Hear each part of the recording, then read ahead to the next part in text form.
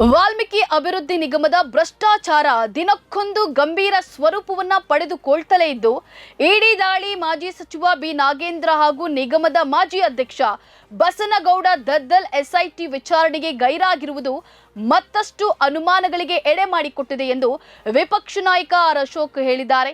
ಈ ಬಗ್ಗೆ ಸಾಮಾಜಿಕ ಜಾಲತಾಣ ಎಕ್ಸ್ನಲ್ಲಿ ಪೋಸ್ಟ್ ಒಂದನ್ನು ಹಂಚಿಕೊಂಡಿರುವ ಅವರು ಸಿಎಂ ಸಿದ್ದರಾಮಯ್ಯನವರೇ ಆರೋಪಿಗಳು ಎಸ್ಐಟಿ ವಿಚಾರಣೆಗೆ ಗೈರಾಗ್ತಿರುವುದಾದ್ರೂ ಯಾಕೆ? ವಿಚಾರಣೆಗೆ ಹಾಜರಾದ್ರೆ ನಿಮ್ಮ ಹೆಸರು ಬಾಯಿ ಬಿಡ್ತಾರಾ ಎನ್ನುವ ಭಯವೇ ಅಂತ ಹೇಳಿ ಅಶೋಕ್ ಪ್ರಶ್ನಿಸಿದ್ದಾರೆ. ಎಸ್ಐಟಿ ಹೆಸರಿನಲ್ಲಿ ಈ ಪ್ರಕರಣವನ್ನ ಮುಚ್ಚಿ ಹಾಕುವ ನಿಮ್ಮ ಹುನ್ನಾರ ಫಲಿಸೋದಿಲ್ಲ.